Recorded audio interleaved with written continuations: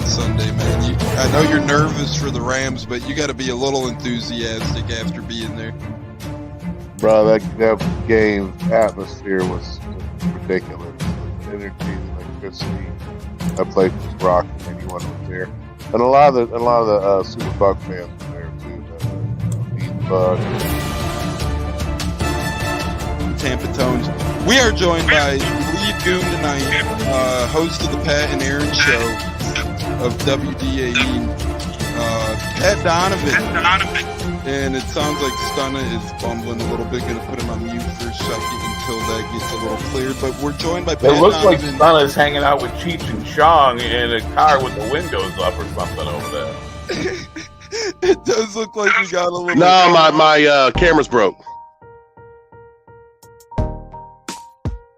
What is going on, everybody? We got fun going on tonight. It's a Friday night, and we got great people in the house. We got a great co-host of mine, the man, the myth, the legend, Huncho himself. And then we got our good buddy, longtime friend of the shows, and really one of the original OGs of the Buccaneers podcast. And we're always honored to be able to catch up with Gene from Buck What You Heard, and he's always doing incredible things and always has incredible knowledge to bring to the table surrounding Buccaneer football, regarding Buccaneer football. So we can't wait to break down and crack open some cold ones for this 2-0 Monday Night Football matchup with the great Gene himself, and we're going to bring him in here. And you can follow us right now at Bucketeers. You're watching on either our YouTube, Buck What You Heard's YouTube, as we're multi-streaming tonight. So that's a cool thing that Gene and I have been doing the past couple of times. We've been on each other's shows. So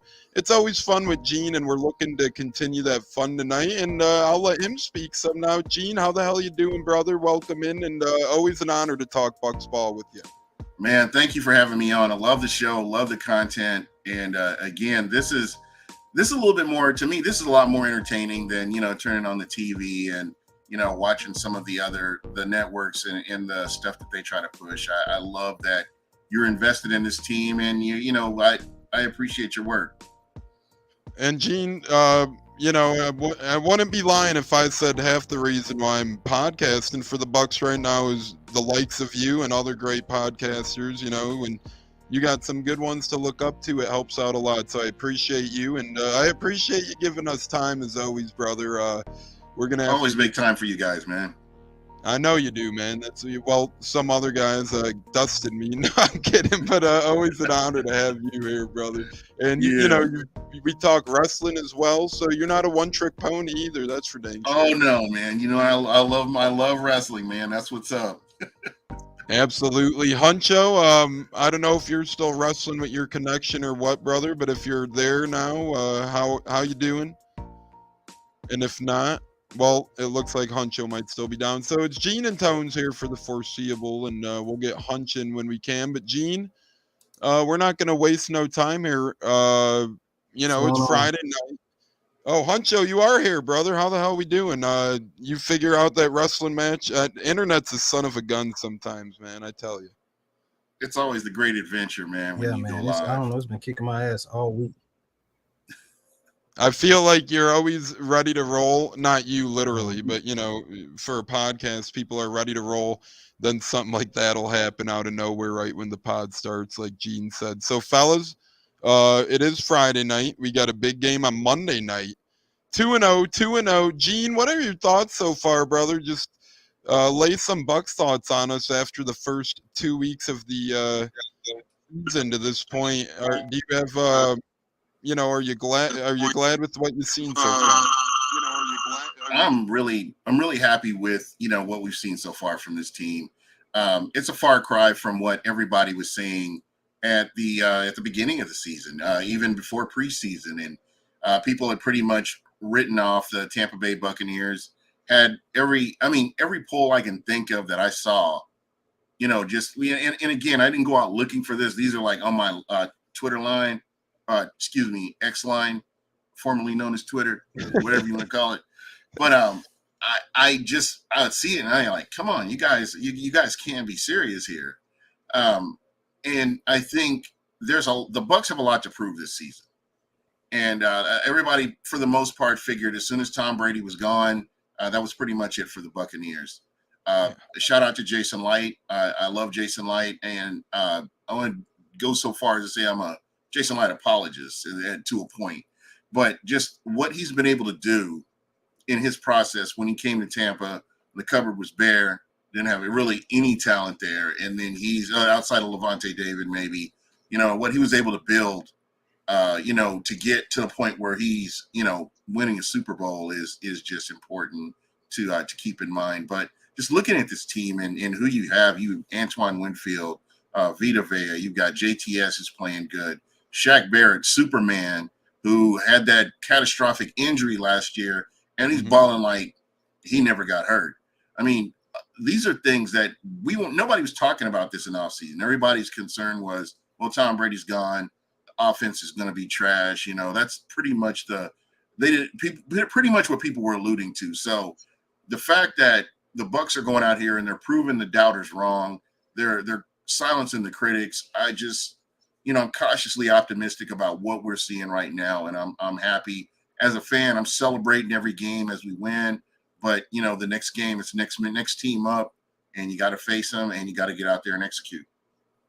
Yeah, definitely. And I think you hit the nail on the head with a lot of these veterans you got on the team. Shaq overcoming the injury, and honestly, the mentality Shaq's been able to bring to the table is the great JC Allen joins us in the chat. What's up, JC? Throwing slander. He's throwing slander out there early, too. Yeah, he is. He's Gene's favorite player is Logan Hall. Gene, I think that laugh says it all, brother. On that front, what are your thoughts about Logan Hall thus far? I mean, I know he's a kid, and I know he's got time left in the tank. But thoughts on Logan Hall's first 2 games before we get to Hunch? For me, since he's been in the league, since he's played, whenever he's gotten his chance to get out there, I haven't seen the flashes. And I guess it's kind of hard to explain. Like when you saw Vita Vea, you knew Vita Vea was going to be special. When you saw JTS had the speed, but he was missing the quarterback. He was getting close, and you knew that he really had to kind of step up his game.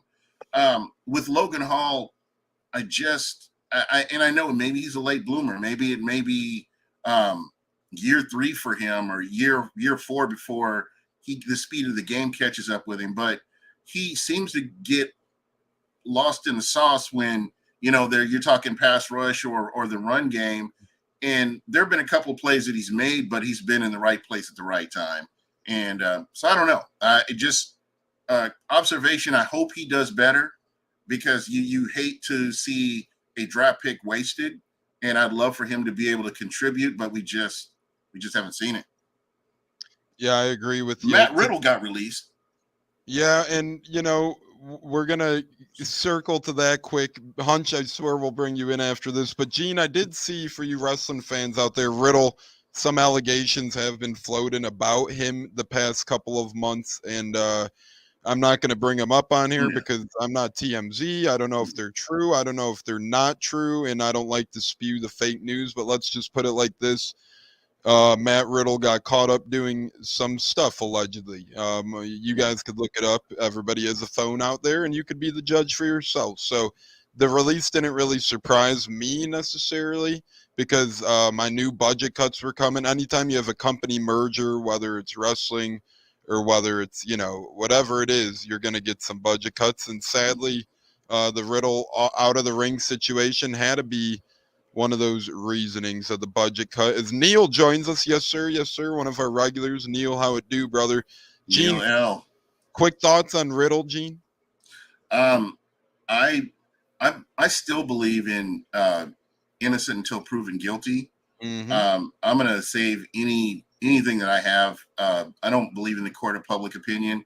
I would hope that when all the facts come out, then you can kind of make a judgment. And I think it's ruined so many lives where people have rushed to judgment and they've been wrong, and nobody wanted to apologize. I know, right? One thing that pops up in my head is Nacho, where people were, there was an issue with a dog. several years ago, and I just was like, couldn't believe that Bucs fans just turned on this dude. Then the truth came out, and nobody wanted to apologize about it. People just kind of brushed it under the rug like they didn't say anything. And I don't believe that, we should be playing with people's careers like that. I think the facts need to come out before you rush to judgment. That's just my opinion.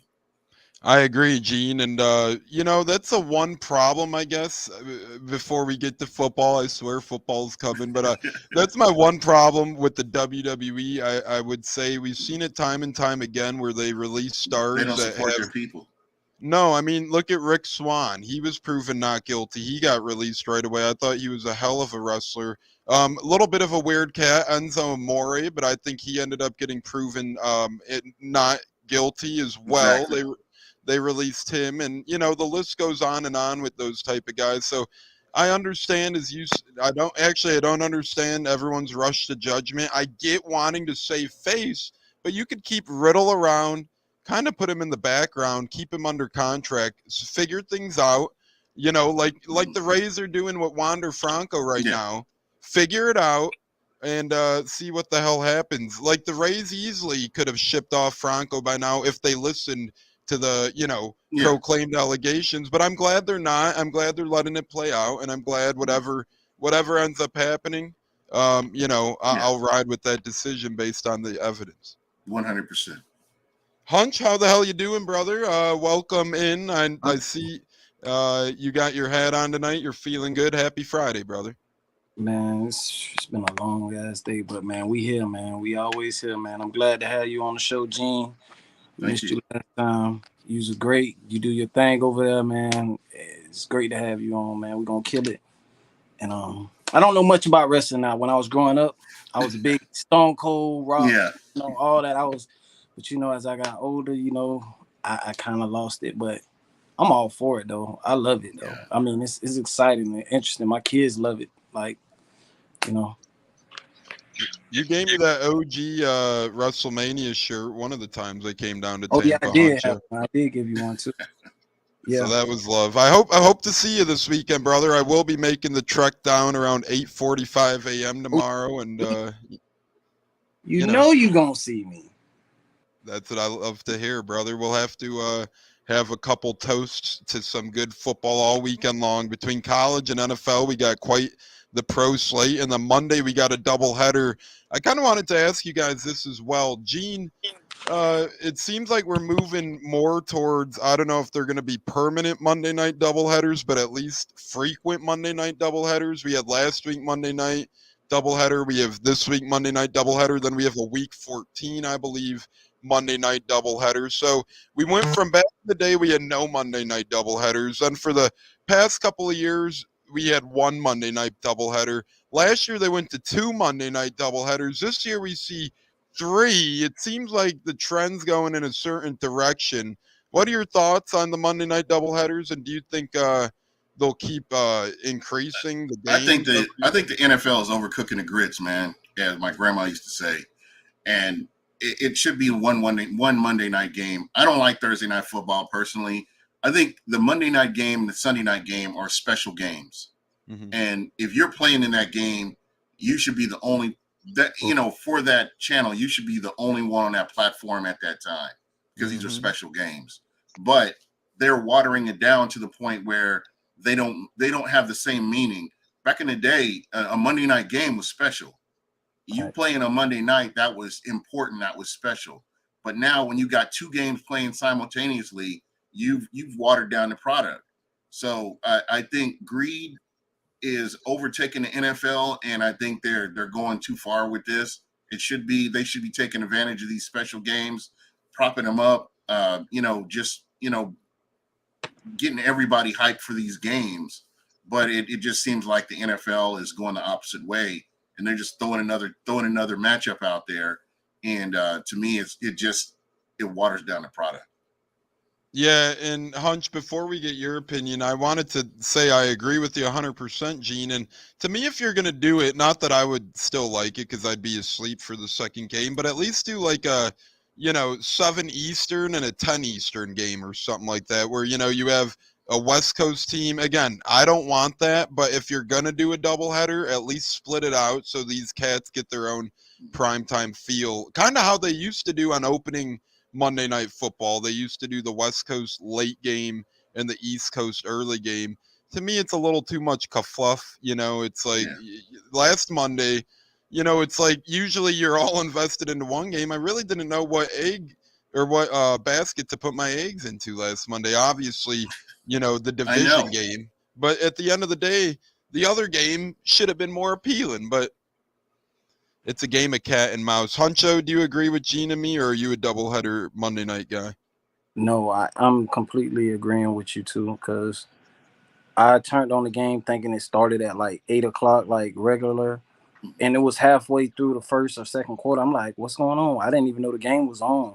And then when I realized it was a double header, I'm like, just like you guys been saying, one team should be playing, get the spotlight, focus on that game, because it's hard to watch two. How are you watching two games? Yeah.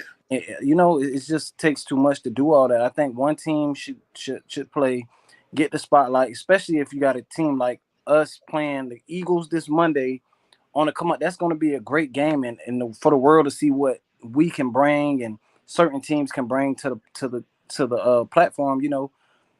I don't feel like it's right, and it's just a money grab everywhere, left and right. All the streaming's all messed up. How you got to turn to this channel to look for that and try to stream Peacock and Amazon, and it's just crazy, man. I just wish you could go back to Fox or NBC or however they, it's a lot. Yeah. Pretty soon you're going to need every dang streaming service under the sun to watch everything. I mean, baseball, you have Friday night on Apple, you have Sunday morning on Peacock, you got, you got a bunch of crazy stuff. The Cubs have their own channel, Marquee Network, and then we're seeing this with football more and more. As we do have a fun comment from Loose Cannon's Leprechaun. Am I invited? I'm guessing it's for the brouhaha. Come on by this weekend, brother. Come get some. If you want some, come get some.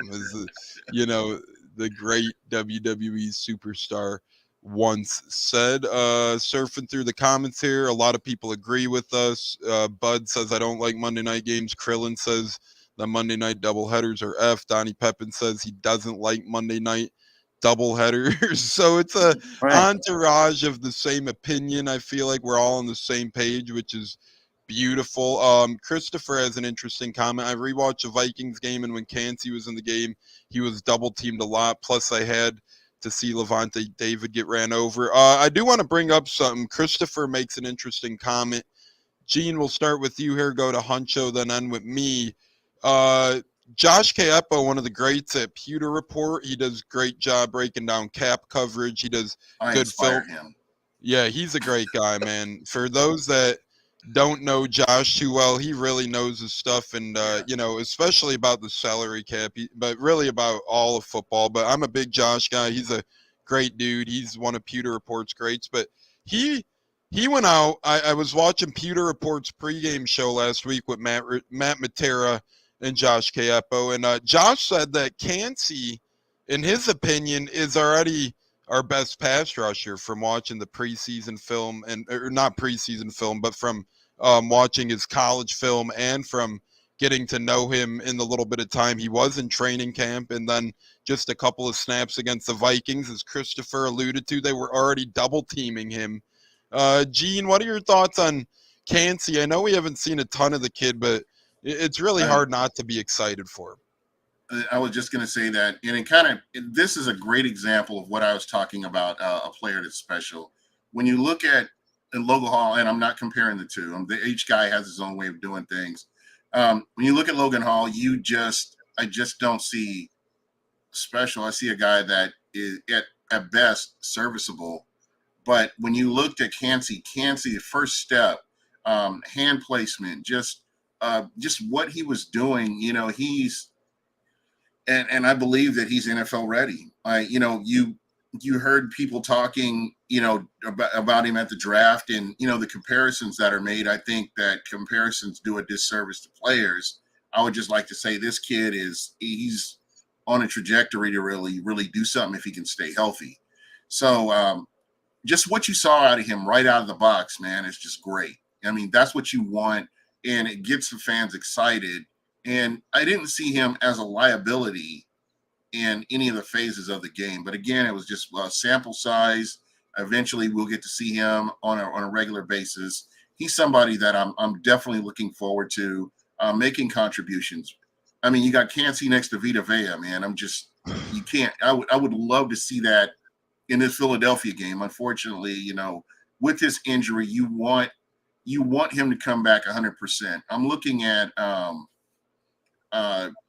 who's our quarterback? The quarterback for Cincinnati. I'm drawing a blank. I don't know why.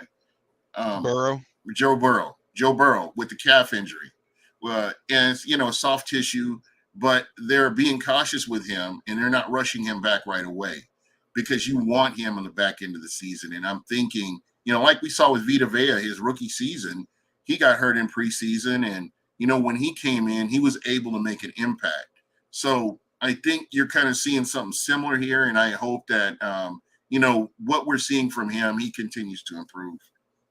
I agree with you completely, Gene, and I think that we're going to continue to see Cansey improve as well. And one thing that Jason Light and these guys have a pretty good sense for, I feel like, and I'm a huge Jason Light guy, just like yourself. I think he's done a phenomenal job in his time here in Tampa. Ken says need the O-line to play the game of their lives. We'll get into that in a bit. I think he's done a great job drafting O-line as well, but really, I think he's done a great job at drafting a lot of good defensive pieces. If you look around the board, you have Jamel Dean, you have Carlton Davis, you have Antoine Winfield Jr., you have Devin White, Vita Vea, Joe Tryon, Shoenka, and now Kalijah Cansey. You could sprinkle in a couple other cats as well that Izzy, I mean, you got to talk about Izzy, and I know that the guy's young, but I'm going to drop his name as well.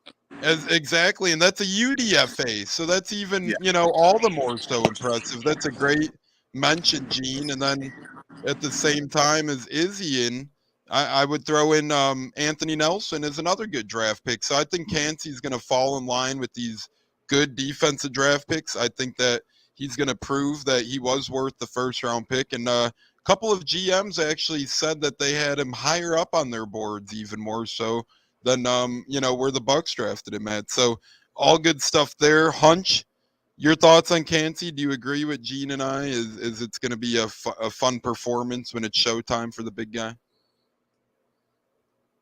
Like he's the missing key piece. You guys can hear me? Yeah, we could hear you, brother. Okay, finally. I feel like he's just the missing key piece, and it's so key and vital for him to get back on the field because he makes the offensive line faster. And he eats up blocks also, and I think it's just going to be too many pieces for them to block on that defensive line. And he as you seen, as soon as he got in, he caused disruption against the Vikings, man. And he's good at stunts. They've been saying in practice that he was doing a phenomenal job, and he's not carrying himself like a rookie. It's like he's made for this defense. And Todd Bowles definitely knows how to use him. And he's going to bring so much to this defense when he's back in line and inserted. I just pray that he gets healthy enough. In my mind, I'm thinking he's going to be back, say, probably after the bye week, just being realistic, just letting him get time to heal up as much as possible. If we could take down the Eagles, then we'll sit him down, I'm pretty sure, for the Saints and see what he can do after the bye week and just let him rest up, man. But I'm excited to see him and Sebastian Dennis and what they can bring to the table. Because those are some pretty stout guys. And I believe Jason Light, I've been saying this for a while, this is one of the best drafts he did maybe his best one with the undrafted free agents and stuff like that. The guys coming in performing like Izzy, and you got guys like that coming in just making plays like that. Like, it's just phenomenal. Just like a rookie of 2 picks already each game. I mean, it's just getting better. It's just gonna get better and better. I'm just excited and ready for this defense to get fully healthy and see what they can really do. And we haven't even talked about Palmer on the other side of the ball. I mean, just right. Like, it's just a lot of play, just a lot of pieces there that as this offense gets better and gets more continuity together in jail, it's going to get better in the defense when they're whole and healthy. I think they're going to be phenomenal. I was talking to my friend today, and he's an Eagles fan. So, he was saying, "Oh, this player's not this and that player's not this." Talking about Dean's trash, and I'm just telling him how much Dean's just been playing bad these last 2 games, and so how much about all these players, and he's talking about his front seven, and it was just a long conversation with the Eagles fans, and I think They we eat their haven't young. seen our best yet. You can't reason with an Eagles fan, or Dallas is the other side of that. I had to throw them in because I don't like them either. But these are two arrogant teams that it's just who they are. Right. And I strongly believe that they're overlooking the Buccaneers. I still believe that they're overlooking the Buccaneers. They're buying into the hype that the teams that the Bucs beat are winless, but the Bucs went out and played who were in front of them, and they won the game like they were supposed to. Facts. Look what I they agree. did with the Vikings. And the Vikings put up more points against the Eagles than they did against the Bucs. So I'm like kind of baffled. Like, how do you feel like they're so superior to us? And they struggle with the Vikings, and we actually held them to 17 points, which was it's recency bias in the media. Hurts was the new toy last year that everybody happened to fall in love with. So the Eagles are gonna have the unbearable momentum, and then everybody hears how much Georgia college football players the Eagles have on their roster, and they hype that up as well. They see the Eagles get some veterans like Rashad Penny and DeAndre Swift, and they overvalue those guys who have really never been all too great in their careers. But now, since they're on the Eagles, they're deemed as these ball players who are really good ball players. So it's one of those things, like Gene said, Eagles fans, remember they proclaimed themselves as a dream team the year they got Vince Young and Nnamdi Asomugha, and they missed the playoffs that year. I think Chip Kelly was their head coach. So it's nothing new with the Eagles. They've always overestimated themselves and put themselves on a pedestal, as Bud says, never go full Philly. That could mean a lot of bad things. As Ken says, I'm just curious to see how much of a home field it will be for Philly on Monday. So we're going to piggyback some Ken questions here. He mentioned the O-line earlier. I want to get your thoughts on the O-line plays so far, Gene. Honestly, I've been pretty impressed with it. I thought Luke Gadecki's done a nice job at right tackle. Really, besides a couple penalties here and there, I think he's held his own through the first 2 games. And I think Wirfs has done an outstanding. I know a lot of people say, "Oh, yeah, it's Wirfs. It's going to be an easy." Well, no, it's a whole new position, left side versus right side of the line. And I think Wirfs is doing a tremendous job. And I think the veteran Filer at left guard we brought in has done a really nice job of complimenting Wirfs on the left side. And I thought rookie Cody Mock has done a nice job on the right side. And I know Hainsey gets a lot of hate and he could surely be better, but for a backup center, I think we could do a lot worse around the league. I've been pretty pleased with this 5 gentlemen as a whole so far. What say you, Gene? I'm huge on bodies of work. And when you look at the Tampa Bay Buccaneers, 2017, 2016, 2018, in that time period, the offensive line was atrocious. It was horrible. Mm-hmm. And the talent that they've put on the field as of right now, I don't think there's anybody on that old offensive line back then that you would want you could really compare to what they have right now. I feel like they're playing together as a team, which is very important. And I think they're gelling. They are actually getting better as a cohesive unit, and I think that's going to be important. As long as they can go out there and do their job, keep Baker Mayfield upright. And, Baker Mayfield has been taking care of the football, which doesn't get talked about a lot. And, that's another factor right there. And he's at times able to get the ball out pretty quickly. And again, I think that's going to be a huge factor. This is a monster defense that they are going to face this week. And you're going to really get to see, as a measuring stick, where is this line in the grand scheme of things?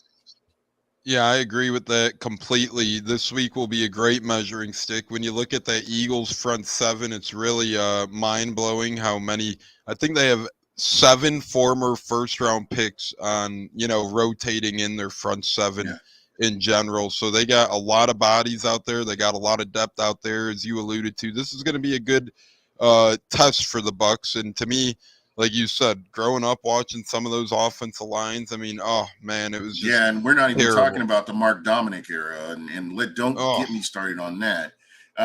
Again, it's just the level of talent that they have there. I think these guys can protect Baker, and as long as they can keep him upright, I think they're going to be just fine. I agree with you. And another great point you mentioned is Baker Mayfield. And we kind of talked about it all offseason on the Buccaneers here, Gene. We obviously didn't mean any discredit to Tom Brady at all, but Huncho could allude to this as well. We oftentimes said that we like the mobility and, the difference that Baker brings to the table is his hardness to bring down for sacks. The sackability on Baker Mayfield isn't easy either. Huncho, so far we've been getting paid dividends here on the Baker Mayfield front. As Huncho's playing musical chairs here. Hunch, so far, Baker Mayfield, Gene and I said so far so good, and he's been more than good. And the turnover-free football really bodes well to that, and so does his mobility in the pocket.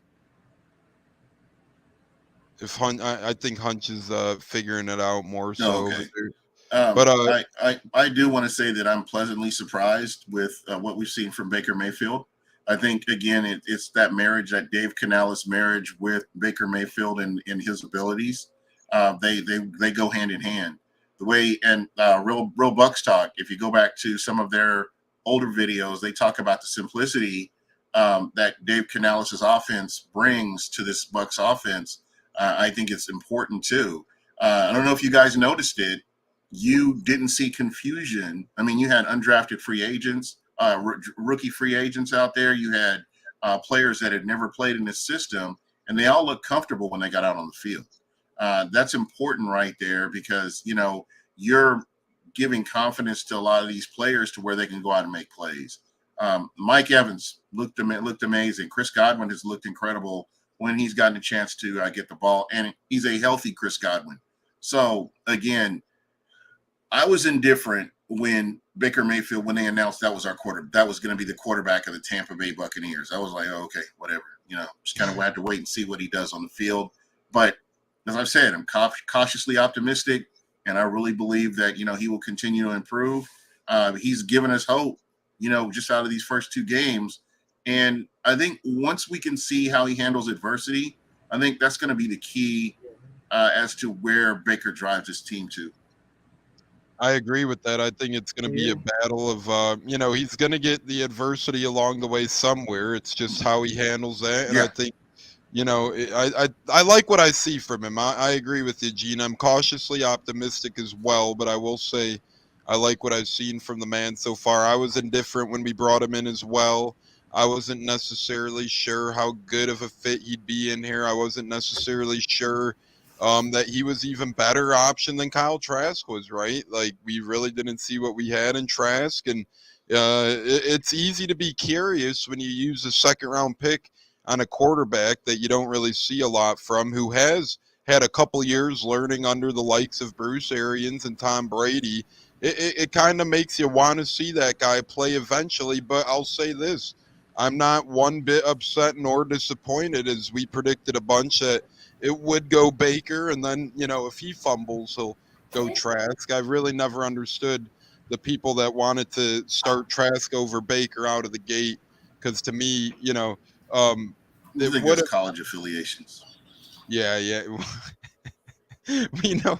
We know how that goes with some Gatorheads. And dude, I'm going to tell you that. I'll say this. I almost went to Florida State. I ended up going to University of Kansas, and now I'm just like if I'm an huge anti Florida State person now, but I hate when your college affiliation bleeds into the professional level.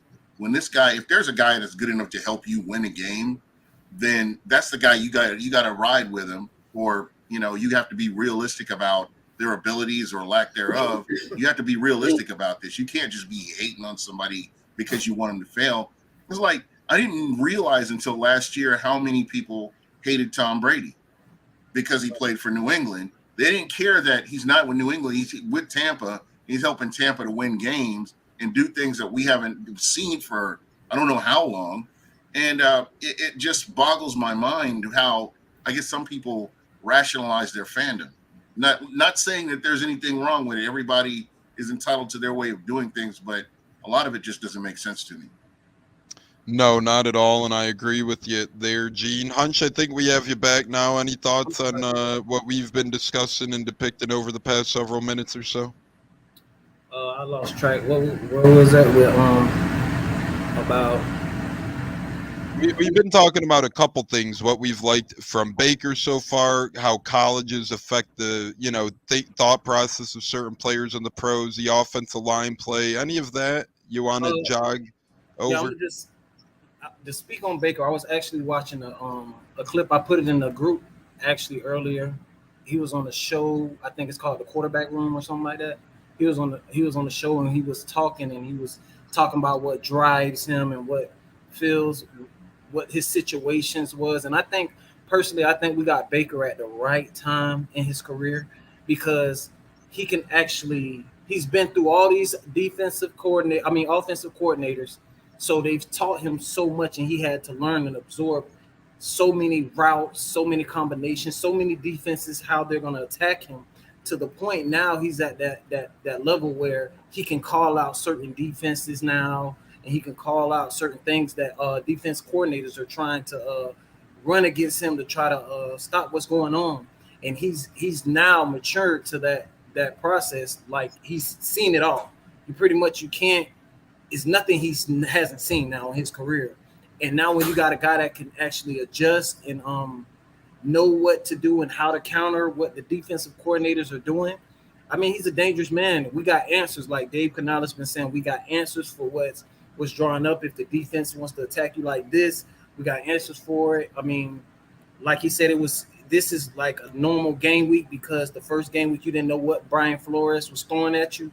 So I'm excited to see the growth and the maturity of how far Baker has become and how far he can go in this offense. And I've been telling my people, like, he only could get better. The offense only could get better from here on out, man. It's just so much to learn and so many key pieces, and you learning what Mike Evans what he likes, what Chris Godwin likes. He has no problem with blocking. You want to get Trey Palmer involved. You got to get Devin Tompkins involved. You got so many of these key pieces, but you got to have the right plays that they excel at to make this offense flow. And I'm just excited, man. And Baker, I feel like he's definitely at a spot where he can play for a while. He's a fiery competitor. The guys rally around him. I know y'all guys been hearing this word a lot, moxie. He's been having the moxie. He's just a bona fide winner. He has it in him to give it his all. You need that, and coming from Brady, nothing against him. He was a statue back there. So now when you got a guy that can extend plays, roll out the pocket, making those Patrick Mahomes-like throws, it just gets you excited for seeing what's so in the future, what it can hold. You can't just label us one type of way. You got to prepare for everything now around the board. And I'm just excited, man. I love Dave Canales and how he approaches. He's done incredible, I think, so far, Canales. Very much so. He's open. He's open. Like, he was joking with the media. He was like, I guess they were talking about 4 wide receivers or something like that. Do you have something called for that? And he was like, no, I'm looking for a name. Y'all got guys got any? Bruce.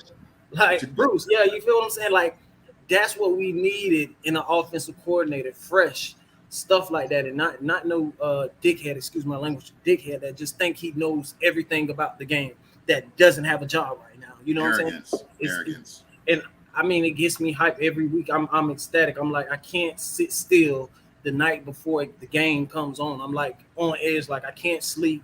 I'm so prepared because every week is something exciting that's going to happen, dog. And like Devin White was saying earlier, I think this game with the Eagles comes at the right time to kind of the measuring stick to where's your team at right now, and you playing a good team, one of the best defensive lines in the game, and just to see what y'all really can do as a unit, because 2-0 sounds good, but when you get a real competitor out there, let's see how we can rally around and what we can bring to the table. Plenty chips on our shoulder, so I just want to see the fire that they can bring out there and play. Sorry. And No, that was incredible. No need to be sorry for spitting the knowledge, brother. You just did a hell of a job going in there. And I will say this to piggyback off you a little bit. It's quite the night and day difference in Byron and Dave Canellis Definitely. press conferences and Definitely. post game interviews. And I like Byron. Like, I personally like him as a person, but like something goes on with him when he got behind the podium where he just thought he was outsmarting everybody in the room. And you can't think like that. When you're a coach, you got to be able to be humble. You got to take the punches. Look at Dave Canales after game one. The first thing he said was, I looked at those plays that were getting called, and man, I was thinking, whose stinky plays are called, or who's calling these shitty plays? And that's the mentality you need, the attitude you need to be able to be open with yourself, to be able to grow as a person and as a coach. To me, I felt like Byron thought he hit his peak, and he got the short end of the stick, not getting a head coaching job, and he kind of buried himself into a corner after all that, and almost felt like he was, overly qualified for the offensive coordinator job last year, in my opinion. Like you haven't really accomplished Tom Brady. You had Tom Brady. Like, why would you feel that? And the thing was going around. I just want to say the thing that's what's going around now, that's on the national headlines, is basically saying Bruce Arians not coming around because Todd Bowles fired Byron Leftwich, and that's why he's been away from the team. And I don't believe that at all, because I don't believe that either. But that's the thing that's going around in the news. Also, they're saying that Bucs fans are in shambles, thinking we're going to get dominated by the Eagles. That's on the NFL website. Like, that's what's going on. It's crazy. Well, but that goes back to what I was saying about podcasts. I don't listen to them clowns. None of them. Mike Florio, that idiot Mike Florio, and moron Chris Sims. Chris Sims. Peter King. You would swear Chris Sims was a Super Bowl champion. What? And he was an MVP every single year from his rookie year till when he retired. The way he talks, the guy's a clown. Yeah, him and Florio together is so cringe. And I'll say this too. I'm not, I love Bucs SI Game Day and all the great they do, but Sports Illustrated's Peter King predicted us to rank 31st out of 32 teams. And I don't mind if you do that. If you lay out the reasonings, if you lay out your thought process and give me some good reasonings as why you have us as 32 and 33, I won't agree with you, but I'll hear you out, and then I'll counter argue you. But Peter King, his reasoning for being ranked 31st, all he put in the description was one answer: Tom Brady. Peter, if you watch Bucs football last season, you would know that Brady hindered us. Yes, hindered us just as much as he elevated us. And again, that's no knock on Brady, because without him, yeah, it's probably a worse season last year than we even had. Sure, let's be realistic with ourselves. We weren't really prepared well last season. The whole Bruce stepping down when he did thing, Bowles didn't get his guys on his coaching staff. Brady was distracted with his divorce, really so. But then he had the crypto thing that was a big deal. He lost $40 million there. He went to a wedding on a weekend that he had a football game. Let's just say it wasn't the Tom Brady focus of old that we once knew with Tom Brady. So I don't want to hear Peter King saying the Bucs are going to be a sad sack of crap because Tom Brady left, when at the end of the day, Gene, me, Huncho, everyone in this chat, KB, Pep and Steppen, Tony M, everybody knew who watched Bucs football last year, knew that Baker Mayfield's mobility at the very least has the opportunity for this Bucs team to be just as good as they were a season ago. Just as good, if not better. This I just want to say this quick thing right here, because this is what I told my Eagles friend. I'm like, bro, you're talking about Tom Brady, but you got to understand, football is what? The ultimate team game, correct? And we have literally most of the guys that went there and won a Super Bowl still on this roster. You don't think they still have that pedigree, that fight? They know what it takes to get to the Super Bowl. They've been in those crucial moments. They want to go win a Super Bowl, and they're prepared. These guys played at an elite level to get to the Super Bowl. I mean, coming back against the Saints, playing Aaron Rodgers in Green Bay, those games were monumental, bro. Like, and people forget that these guys were making plays. Keep in mind, Todd Bowles held the Chiefs to 9 points in the Super Bowl. Yeah. Come on. These guys still on the roster. I mean, granted, we lost a few guys, but for the most part, we got a lot of upcoming guys that still was on that team. And they fail to realize that it's bigger than Tom Brady. It's a team game. And I just can't wait to see the look on their faces at the end of the year when we're in the playoffs. And we've done this and we're making a run. I think Gene, you got anything to add, brother? No, he's spot on. I totally agree. I feel like what we've seen from this defense, we've just barely scratched the surface. I mean, you had one of your starting corners was out, and they still went out there and performed. Again, I'm happy with that because that's giving some of these other players a chance to get on the field and get precious minutes that are going to help them, towards the middle and back into the season. We've got an early bye this year, so it's going to be a grind. From week 6 on, the last week of the season is going to be a grind because you don't have that anymore. So I have the Sports Illustrated in hand right here, courtesy of Pops, because we're flying to the game tomorrow. He's he's in the background watching us, and he's shared the Sports Illustrated that has the Bucs finishing in the last at 4-13. I mean, I need to get that. He predicted the Bears would be better than us. He predicted the Texans would be just as good as us. He predicted the Patriots would not only be better than us, but win double the amount of games as we would. There's just a lot of things in here that kind of crack me up. But we could spend a whole show. I need to get that just so I can have it, just because I'm petty like that. I would actually buy that. Yeah, I mean, right. Like, I might, I'm going to keep this out as bulletin board material there now. You go, man. I'm going to use it to fire up the Buccaneers and really get into things as we get a shake and bake comment, receipts comment. We need to keep a spy on Hurts. Speaking of keeping a spy on Hurts, Gene, we'll start with you here. Eagles have a lot of loaded talent, offensively, defensively. They have a hell of a field goal kicker, Jake Elliott, as well. Jalen Hurts aside, we know we obviously have to watch out for Hurts as he's one of the best players in the league. Who's one guy on this Eagles team, either offensively, defensively, special teams, that kind of, when you go to bed Sunday night, you're going to be thinking about this guy and say, hey, we got to do our X's and O's on this cat to make sure that the Bucs have the most successful game we can?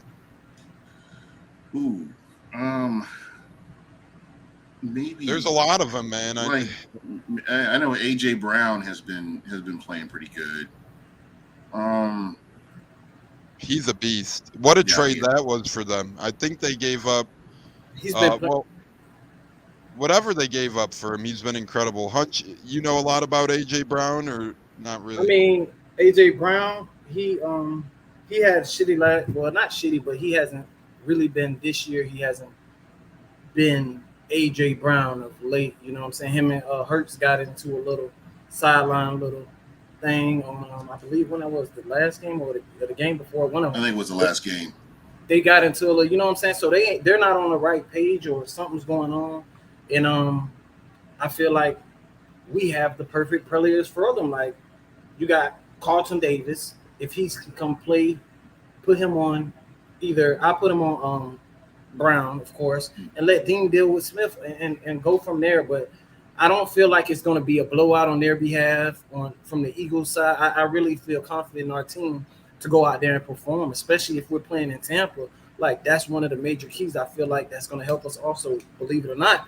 I feel like we got the home field advantage that's going to help us instead of going to Philadelphia and have to deal with all that, So that's where I'm pretty much at with AJ Brown. Yeah, he's going to get his. They say he never had like 2 games back to back where he had a bad game. So we're gonna see, man. It's any given Sunday, but in this case, any given Monday. I feel like our team has a lot of chips on their shoulder. They hear the chatter outside the room. Outside the locker room, and they know people are doubting them. So they're gonna go out there and perform. Like, I'm expecting them to go out there and play like some dogs. They've been gang tackling. Devin White, he's been on everything. Sharinka, he's been playing phenomenal. Shaq, I'm glad he got that interception. Build his confidence up, build those guys' confidence up to get back in that mode to turn back into those grave diggers, man. And I like it, man. I'm ready to see what we can do Monday. You know who's one guy I'm looking out for on the Eagles, and not necessarily because he's the greatest thing since sliced bread, but more so because their familiarity with him, and he's been Justin Evans. Remember the big Justin Evans, the safety here in Tampa, Oh, he who plays used over to. there? Yeah, he's on the Eagles now, actually, and he had a fumble recovery last week, and he's starting over Terrell Edmonds, so he's making his own in Philadelphia. I'll be interested to see if he has any revenge juices flowing in his motor. Not that the Bucs did him dirty because he had a bad injury, Played and then for the Saints. He had that. That's when he played for the Saints when we played him. Yeah, as Pep and Steppen said, Dwight did not. I knew you meant Devontae Smith, but hey, Dwight Smith, former Super Bowl champ, although he doesn't think too kindly of us anymore. You know, that probably could have been the name. Although it's a sidetrack. Have you guys heard the things that Dwight Smith has said about our own Super Bowl ring? Bro, I talked to him at the training camp when I went there. He was sitting literally next to me, talking shit the whole time. But as soon as he seen Byron, he was go, "Oh, hi, what's up, man?" Doing all this happy shit, you know. So, guys, he was talking mad shit about how the practices was, how Tampa was this and that, and they don't want to. He tried to say it was rigged. He tried to say the Super Bowl was rigged. I think Jerry Rice did the same thing for that Super Bowl, that first Super Bowl. Jerry Rice said it was rigged. That's hilarious. To me, it's funny. On record saying that. So, you know, it's funny because, you know, whether you think it's Gruden or Dungy's team, one thing's for sure. Gruden coached with all the guys in Oakland. He knew them like a book. Obviously, we had an advantage. It's not called fixing. It's called Gruden built that team and built those guys in Oakland and knew them like a book. It's simple. It's like in baseball. When you have a pitcher who knows a batter so well, they hold the upper advantage. Well, that's what happened in that Super Bowl. You had Gruden playing X's and O's with the Raiders, and that was very obvious all night. And you could have these guys like Smith. Dwight Smith is just salty that he didn't get the Super Bowl MVP or whatever the hell his reason is. Because we don't honor him probably as much as he think he should be. You know, he doesn't come around the facility. Simeon Rice isn't even in our Ring of Honor. But Dwight Smith was a role player. Right. He just was a role player. I mean, he came up on certain plays, but at the end of the day, he was a role player. He wasn't like, you know, some of your other integral pieces that were getting pressure on the quarterback and making their job easier, because that's what happens when you're speeding up a quarterback's clock. They have to get the ball out faster. You're doing a solid for your linebacker core and your secondary. Mm-hmm. Man, and you remember every time he come on, they used to say the beer truck driver. They was like, the beer truck driver, wasn't that him?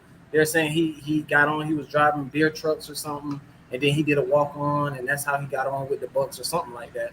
I remember they used to say that before, like every time before he comes on. Yeah, that's probably. I'm not sure. I didn't realize he was still spicy about everything. Oh yeah, he's very spicy. I talked to him last year at the training camp, and he was very spicy about it, Gene. He was, and then it's just like Two-Face, man.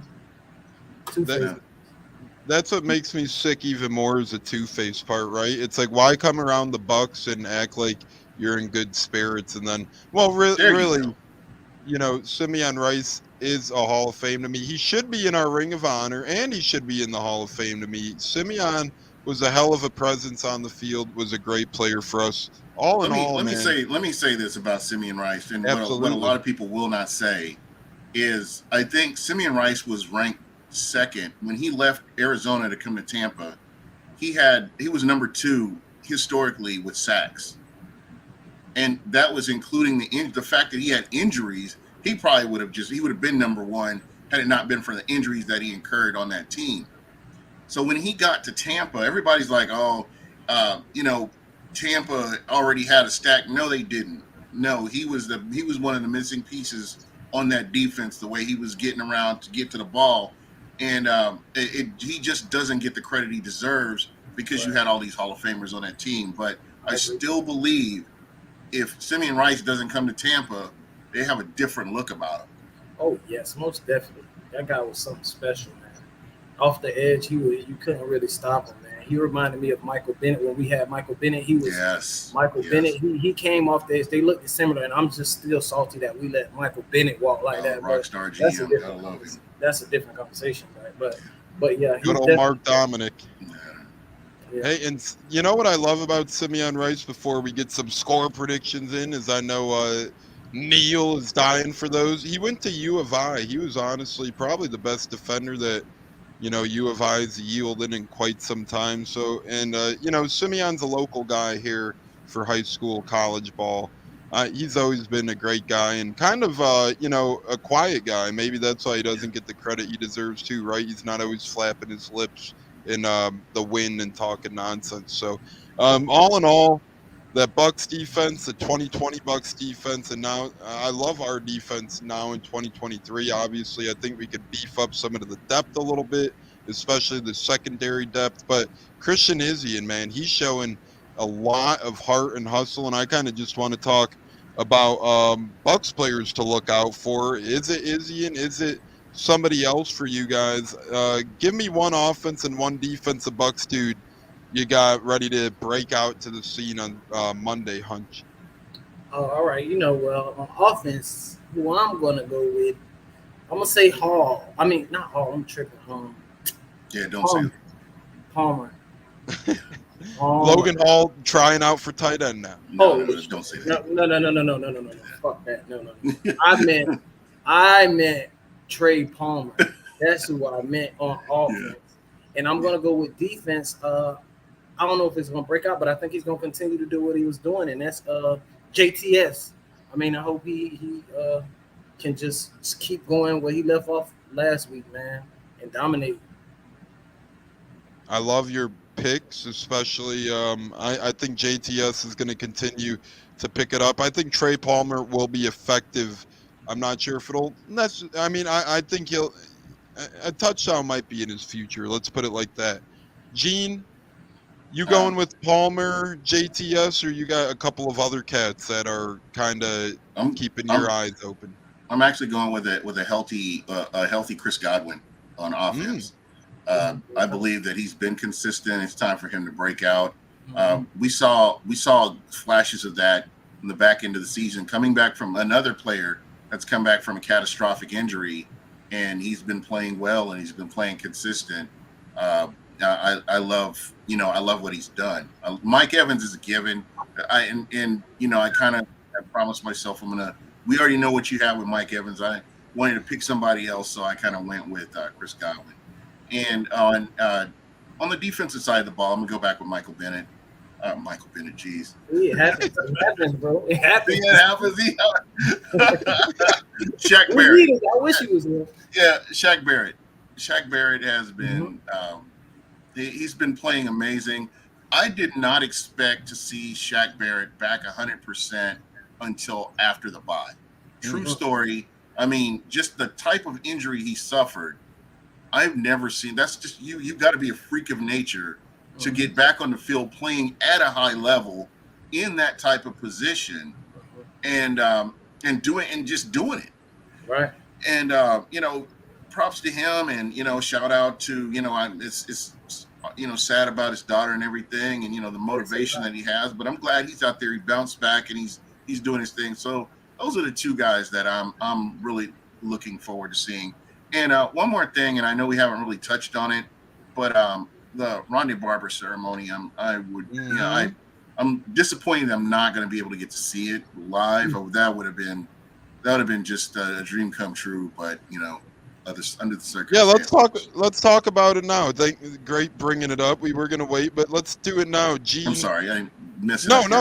Hey, I've been meaning to bring it up and work it in more because Ronde's been so great, and we were kind of talking about it before the show, and not a lot of people know. Well, actually, a lot of people know, but a lot of the newer Bucs fans who kind of just hear the older guys' names and kind of just watch the America's games of the world and things as such, don't really know Ronde Barber's journey all too well. And let's just say, very impressive one. He barely played in year one here. In 97, when he got here, he barely played. He played in one game that season. And a lot of people, were kind of writing him off after that. And let's be honest as well, it's not easy for a guy like him to kind of be always included into the Tiki Barber conversation at the point of time as well. So Ronde didn't have the easiest to pass. He made the most of it. Wasn't even a day one. Well, back then, I'm not sure how you'd consider the day breakdown, but he wasn't a, big time pick. He was a round 3 cat. So Ronde had a very uphill battle. And at the end of his career as well, what some young cats might not know about the guy is he transitioned to safety. He was able to extend his career for a couple more seasons. I think he played 1 or 2 as a safety. And really, he was a great mentor for the young guys. And Anthony Gator says one guy he always is thankful that he got to play with was Ronde Barber. So let's give him his kudos and his props and his donuts right now. And I'm going to be wearing my Ronde Barber jersey. That might be a little too snug on me, but hell, I'm going to fit into it for Monday. I'm going to be wearing that at halftime. And Gene, we're going to get your Ronde thoughts here quick, but first, Tony says Cansey, hopefully. Tony, Cansey was ruled out for the game today, actually. So we'll be without the big man on Monday. Cansey is down and out on Monday. But Gene, we'll go you and then Huncho. Just kind of the synopsis and thoughts on Ronde. And I think you hit the nail on the head when, to me, he was more deserving of a first ballot cat. And, for a couple of reasons, I don't think he got there. But I'm just, you just talk about his body of work. And I know you guys keep hearing me say that. People are too quick to put the crown on certain people and not looking to see what their career ends up being. But with Ronde Barber and what he's done, I will be forever grateful that he shut down the dump with that interception in Philadelphia. It was just probably one of the most incredible. Watching Donovan McNabb, who had been celebrating and dancing and laughing and kiki-keying on the sidelines at the Bucs' expenses over the previous few seasons, and then here we are, and that guy's trying to run down Ronde Barber after he throws that pick 6. And I mean, that encapsulates what Ronde Barber is, what he means to this team. I mean, you talk about iconic plays, just seeing him with the Rob Van Dam with the thumb on the nameplates. I mean, that's Ronde Barber right there. He's been consistent. You talk about the nickel corner. There was no nickel corner before Ronde Barber. And, just his achievements put him head and shoulders above a lot of the other guys that went in before him, in my opinion. I agree with that. And, I love John Lynch as well. Nothing against John Lynch. Both deserve the Hall of Fame to me, very much so. But to me, Ronde, I thought he was going to get in the year that Lynch did. And then Lynch got in. And I'm glad both of these guys ended up making it. But I do think Ronde, he deserved it far more earlier than that. And I think some people could have had his back a little bit better in terms of vying for him to get into the Hall of Fame as well. 100% right. That irks my nerves every time you hit the nail on the head with that one. I just wish that there was better representation. But I'll leave it at that. You should have been it, Gene. We should have had Gene representing Ronde. Maybe he would have been in the, like he deserved to. Hunch, do you agree with Gene and me with the Barber synopsis that, hey, maybe if couple people were a little more put pizzazz on their words, he could have got in a little sooner. I know where you're going, and I've been feeling the same way. I mean, the man he's so dry, and it's the same. You heard the speech. What was your thoughts on the speech that not this year, but the speech where he was initially he was supposed to go, he could have gone in, and the speech that he gave to the Hall of Fame? I mean, I feel like Ira just didn't have that, like you said, pizzazz. It just felt like dry. He didn't point out the key points and make him feel how special Ronde really and truly was, and how much he meant to his organization. And that's how I feel about how Ira presented him. I mean, luckily he got in, but I don't think the presentation was there at all, man. Didn't do him no favors. Yeah. But I think personally, speaking on Ronde, I feel like Ronde is one of the smartest football players that ever put on the Buccaneers uniform. That man was so smart, so quick. The blitzes off the edge, timing, I mean, was immaculate. He just precise tackling too. Just tackle in his hands. He's going to get the interception, and for him to be that small, to tackle those guys that he was tackling, you would think moving him to safety, he's going to fall. That man still played at a high level at safety. I mean, you couldn't help but love Ronde because he stuck around the longest, and he played up every down. He gave it his all, man, and it's so special when you see that still picking up interceptions, man. Like, the guy was golden, man, and I see a lot of Antoine Winfield when I look at Barber and Winfield, they kind of mirror, but Winfield is just a little faster. But I think the more he progresses, he can be special like Ronde. And if I was him, I'll be in Ronde's ear getting as much as possible. And that's not coming from my words. That's Ronde words. He said that on Film Breakdown. He said he sees a lot of himself on Winfield, and I agree with him, man. Yeah. They're both special, small guys, but they're very smart, heady players. Yeah, Gene and I were kind of talking about that as we have a couple of OGs in the building on Facebook. Kyle, Melody, Nancy, Duke, thank you so much to all of you. Beautiful people and everybody in the chat tonight. So many great people joining us here on the Bucketeers and simulcasting on the great Buck What You Heard channel with Gene. What do you got coming up for the Buck What You Heard podcast before we get into a couple other topics we got at hand? I'm thinking I may go live for the show and just kind of watch the game and commentate a little bit.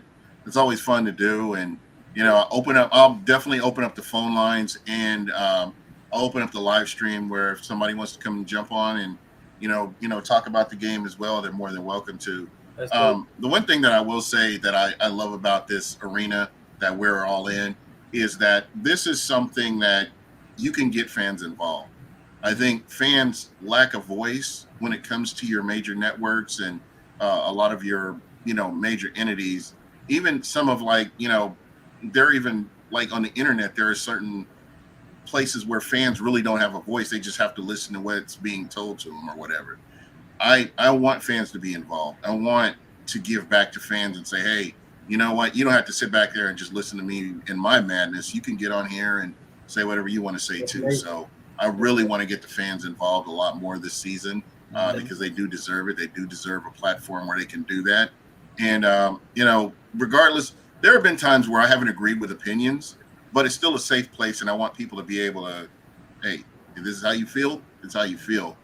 We've gotten so far away from that in this world, and people should be able to say, whatever they're thinking. You don't have to agree with it, but you can always find common ground.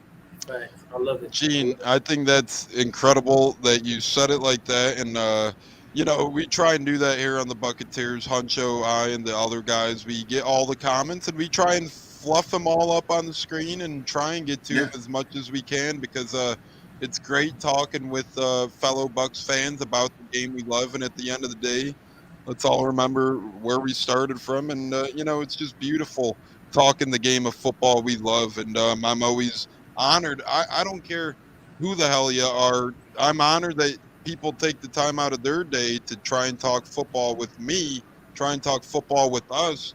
To me, it's a cool thing. And I watch some shows and some podcasts. And if you make a comment, unless you're donating money or something, you'll probably never see that comment pop up. I think that's ridiculous.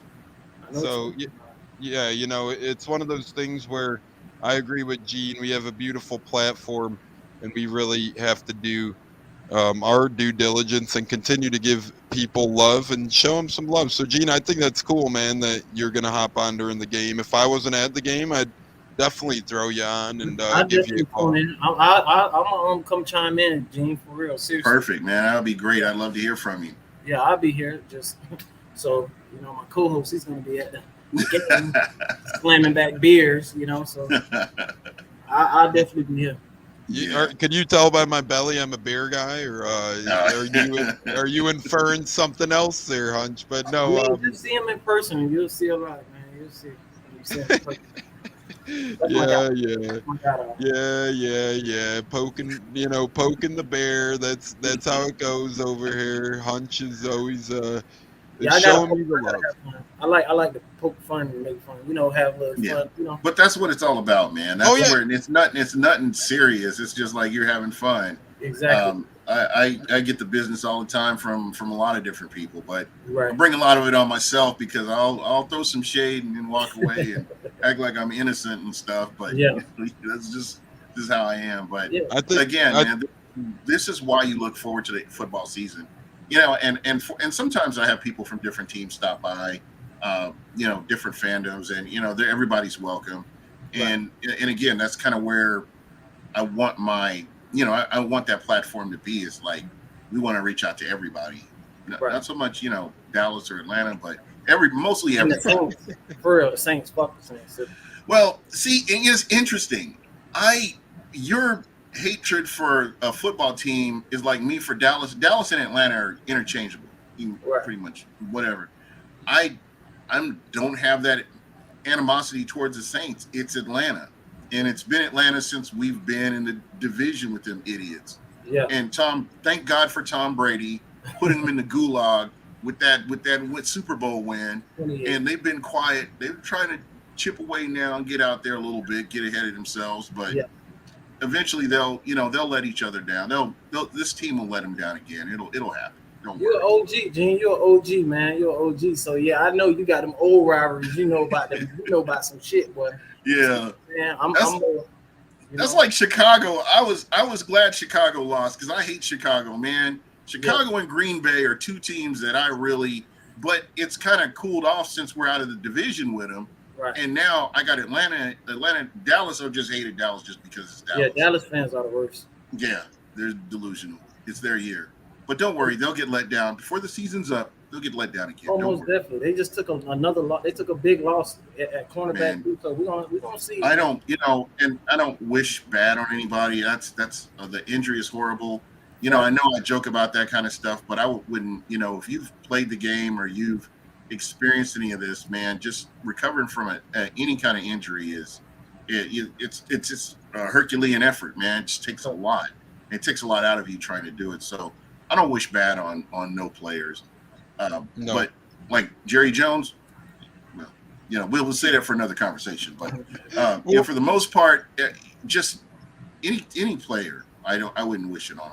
Right. We'll save that for the rated R version of the show. Buccaneers after dark. It's real. It gets real. It'll get real. I got some things to them Saints. With a capital R for the rating and the Buccaneers, that's what we're gonna do there. A big pewter R in the middle. Real. That's the original. But sorry. Wheel them back though quick to I love it though. That's what we do best here. Huncho and I have had conversations about everything under the sun, and we could disagree, we could agree, and we're brothers, and that's what makes it a beautiful thing. So I think too many Bucs fans are walking on eggshells when they're trying to impress people or talk to one another, and really just be yourself, and if you're an asshole, we'll out you. And no, I'm kidding. We'll get along with you, man. Don't want to be wrong, and to me, I'm wrong all the time, but that's part of being a human being. That's exactly what I was gonna say, Gene. That's part of being a human being, and I even do apology tours. I'm telling you, if Baker Mayfield balls out, it's going to be Baker Mayfield or Todd Bowles. I'll be doing the apology tour next year, and I will apologize at the beginning of every single show. I did that with Ryan Suckup because I was like pissed off that the Bucs. I think I was still mad the Bucs lost to Atlanta, and Jameis Winston threw that pick six. I was mad throughout that whole offseason. I was so mad I didn't care that Tom Brady had come to Tampa. That's how mad I was. Wow. Because that's just how much I hate Atlanta. And so when it came down to it, it was like, oh, we got Ryan Suckup, who cares? And people were trying to tell me, oh man, he's gonna be a factor for this team. And then once I started watching him, and he made me forget that Tampa had a kicking problem, up until that point. And so I was like, you know what? Gotta get him on the apology tour. And so just if there's a player I'm wrong about, I do not have a problem admitting that I was wrong. at all, because it's just part of it. And I will, openly say that, hey, I was wrong, and I'm calling it out. I'm calling myself out. I think that's one of the. Todd Bowles. Say What'd what? you say, Hunch? I'll be with you with Todd Bowles. I think Todd Bowles' play calling so far this season has been night and day from. I think Lord Byron was that much of a headache for him last year that's kind of where we got to. Yeah, and he didn't believe in him and trust him enough. Yeah, and I think that led to some of the play calls that we saw. Yeah, and the punt and 4th and 3. I think Byron took it personal too, although I think Bowles is a much better head coach candidate. I think Byron did take some personalness to not getting the Bucs' next nod at the job. But at the end of the day, Bowles was the one who was going to succeed Bruce from day one, and it was made clear when Bruce picked Bowles. And I think Bowles did a hell of a job in New York. I know the resume might have showed a couple seasons that didn't go his way, but if you really looked at that Jets scenario, that Jets situation, what Bowles was put into and the juice he was able to make with those lemons, he didn't really do all too bad in New York. I was actually kind of impressed. Their GM was horrible. And I remember our own Stunna wanted Bowles to be the head coach when we hired one in 2019. Stunna actually wanted Todd Bowles. Stunna is still calling Ronald Jones one of the greats or something. What does he call Ronald Jones? He says he's a savior or something like that. He's the savior. Well, he's wrong a lot of the time too. We'll put it like that. But I will say you wanted Todd Bowles to be our coach here, and now he just got cut from Dallas, by the way. Yeah, and he was suspended the first couple games of the year for performance enhancers. So being to be a 4th string, that's crazy. Hunch, I know you got a run in 5, so we'll get some score predictions here quickly. I will say my player of the game's quick. Antoine Winfield Jr. Let's go have a show, and I really think he's going to come up big because they have tight ends, wide receivers, a running quarterback, not great running backs, but a great run scheme. So I think we're going to need Winfield to have a hell of a game. And then I think Cade Otton steps up on Monday as well. I think we've seen some signs of him this season. He had a big drop in week 1, I want to say it was. He had a big drop, but I think Cade Otton, he had a lot of targets last week, a lot of receptions last week. I think him and Baker Mayfield are going to keep becoming friends. As the defense's focus on Evans, Godwin, running on the outsides, running deep, I think Cade Otton could get some good little action over the middle. Speaking of action, fellas, it's about time to pick the scorers and puff our chest out and say it with our boldness, fellas. Hunch, score prediction, lay it on us, brother. Are we getting to 3-0? Definitely. I'm going to go with us every time. I don't give a damn. It just ain't last year or the year before. So I like us right now, and I'm going to say Bucs 31, Philly 28. 31-28. I love it, Hunch, and we'll swing back for your last word here in a bit. Gene, you 31. I'm superstitious every time, no lie. Every time I pick the score, the Bucs have lost. So I'm not adding to that right there. So carry on. I love it, man. Actually, that's what you call a great guy right there. Sacrificing. Because he's sacrificing a chance at some clickbait for a score prediction for the heart and soul of the team. So that's why we love Gene and Buck. What you heard for always putting the team on his back. I'll go ahead and I'll say I think we win 27-23.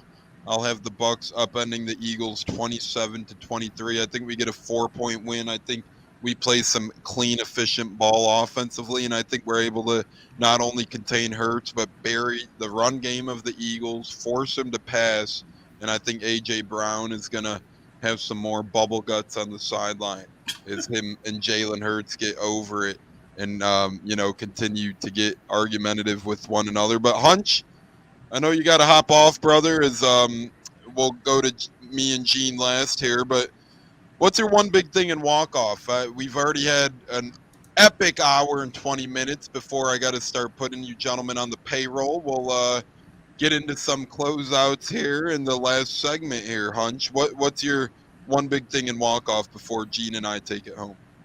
One big thing is I I want to see Canales continue. That's been my thing, Canales. But I want to say defense. We gotta limit Hurts, and it starts up front. We gotta stop their run game and make them become one dimensional. Swift had an awesome game last week. We definitely want to contain him as much as possible, and make him have to throw and beat us with his arms and contain Hurts at the same time. It's going to be a task, but who's better to do it than Todd Bowles' defense, man? I want to say it was great to have you on, Gene. I loved your energy. I'm gonna be in touch. I'm gonna be on the shit. I'm gonna aggravate you, bro. So be prepared, man. I love having you on, man. I missed you last time, but it was great to catch up. Tones, Gene needs more trolls. Right. You got me for the job. Tones, I'll see your ass tomorrow in person. So we already know. You know. Yeah, just hit me up, bro. I know you got my number somewhere deep down in your pocket under the under your wallet or something. My phone's hiding somewhere in your phone. I love you, bro. Y'all take care. Y'all stay blessed. Hold it down. All right. Go Bucs. See ya, Hunch. We love you too, buddy. Have a great Friday night. I'll see you tomorrow in person. I cannot wait for that, as I will be Tampa bound tomorrow. But Gene and I are right here, and we're going to come at you guys with our last thoughts and last words as we head into the final stretch here, the Buccaneers. And I just want to say this. My last word, well, maybe not last word, but I had a thought. I just love Ronde Barber so much that, I know it's impossible, but Gene, if we could have home announcers every game, you know how baseball and basketball you get your broadcast team. If we could have Chris Myers and Ronde Barber for the entire season, I'd love that. I'd be perfectly okay with that. I really would like for them to replace the two idiots that we've got to deal with on Monday. And I know I'm opinionated, but I hate Joe Buck and I hate Troy Aikman as announcers. I would rather just not listen to them. I'm hyped up that I have a mute button that I can use, and that's what I will definitely be using during that time. They've ruined Monday Night Football for me, and but hopefully maybe the other team. Hopefully this happens. Maybe the other team gets Joe Dork and Buck Aikman, and we don't have to deal with them. Right? It could be a possibility. I don't think it will be, but I think we're going to be stuck with them too. But outside of that, no. All joking aside, I would love to see. I would love to see him as an announcer. I really would, full time an announcer calling Bucs games. I think he's just with his football IQ and his charisma. I think he's ideal, for Bucs fans. And he's a guy that, if he really wanted to, he could be a lot more of a homer, but he tries to be as balanced and unbiased as possible, and I love that about Ronde Barber as well. So I could see him being the next, big announcer for the Buccaneers. I agree with you, Gene, and Tony says that Ronde can do whatever he wants to do in Tampa. I'm sure, he's just a great guy. Everybody loves Ronde. I've really never heard anyone say a bad thing about Ronde, especially if you're a Tampa fan or from the 813 area. I met him in Germany last year. Oh, wow. And class act, a real class act.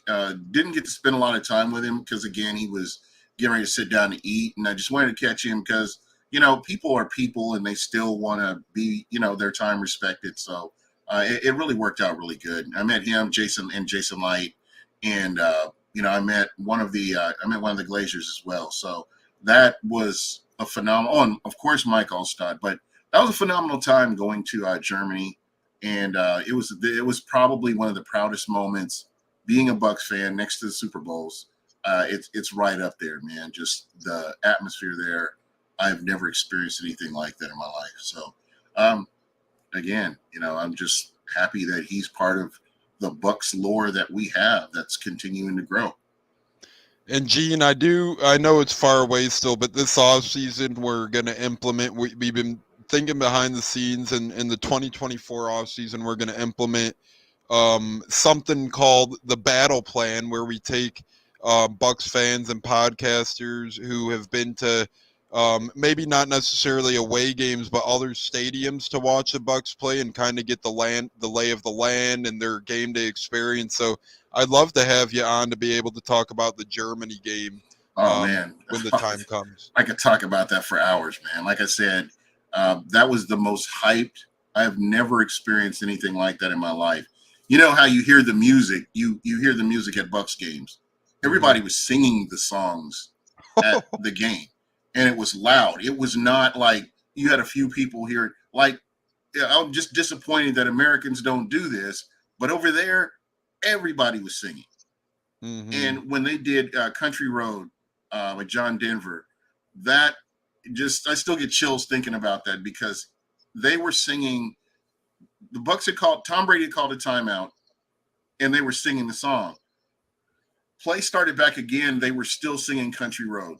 And it was the most incredible thing. It was actually on, I think, NFL Network or something like that. But I've never experienced anything like that in my life. So definitely, if the Bucs ever play in Germany again, that's the trip. That's your ultimate trip. Other than a Super Bowl, that's your ultimate trip right there.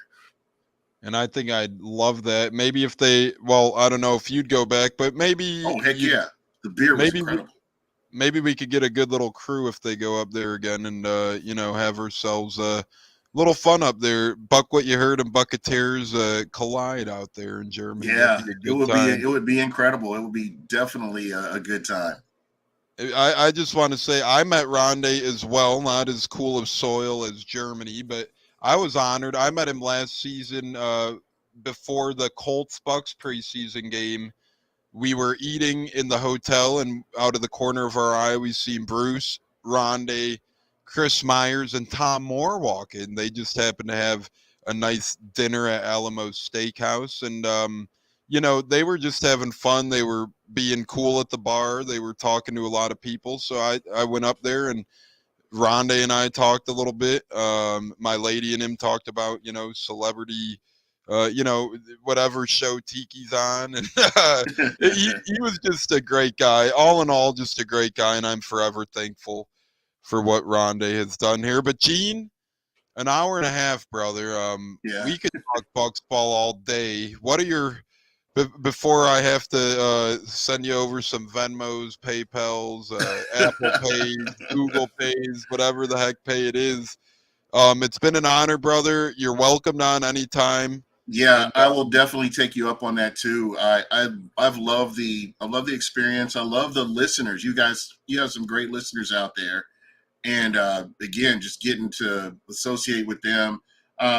Be sure to like and subscribe. With Buck What You Heard on YouTube, and if you're not following me on Twitter, that's where I hang out and talk football and wrestling and just other random stuff. But I'm always down to talk about whatever. So definitely hit me up. I'm always for it. And again, if on Monday, definitely be on Monday, and then Thursday night at 7 p.m. Eastern is normally how you catch me. Thursday. So for those listening, I know things change. We're all human, right? If me or you have a problem, we got to change our schedules a bit too. But Thursdays are usually the day, or the night, I should say, people could catch you and Buck What You Heard? Correct. And that is permanent. That's been the permanent move.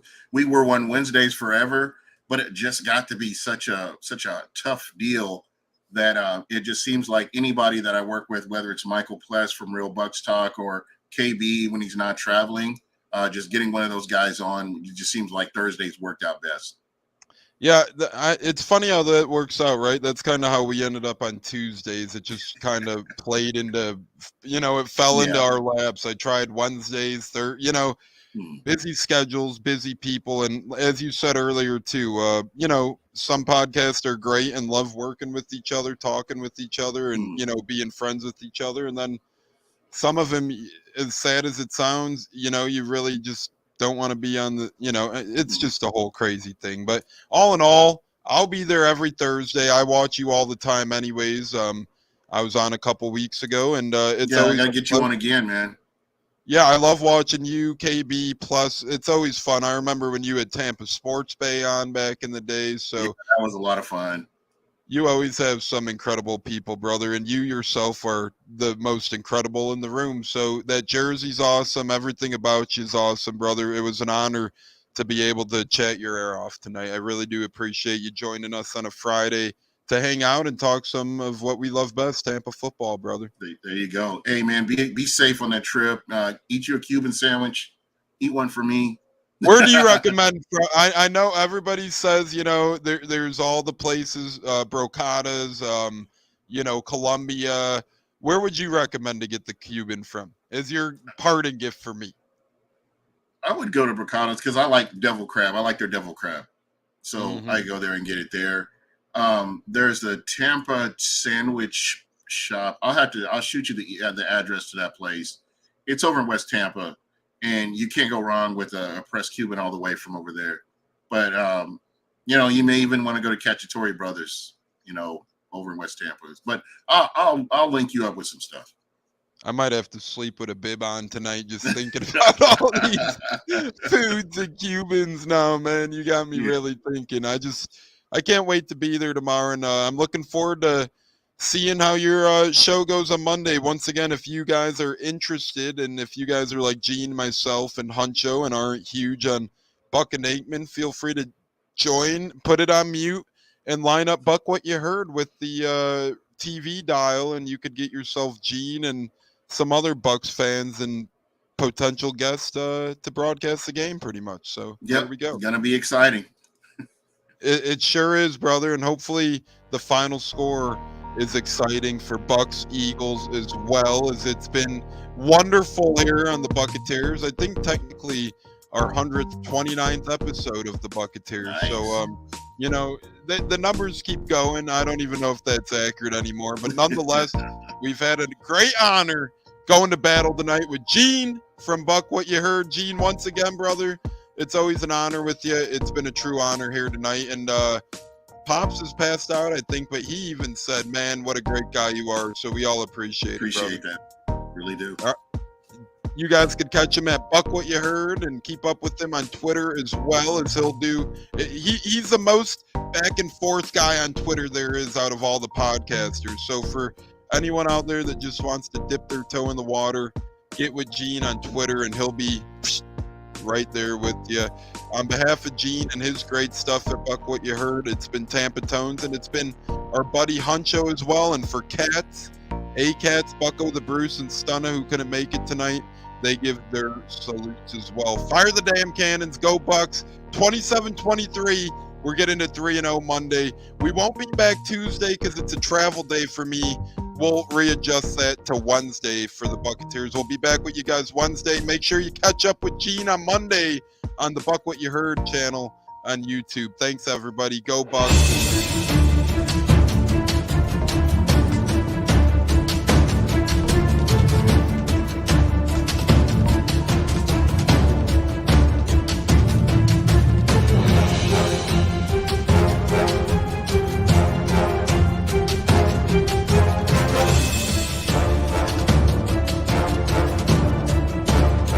Sunday, man. I know you're nervous for the Rams, but you got to be a little enthusiastic after being there. Bro, that game atmosphere was ridiculous. The energy, the electricity.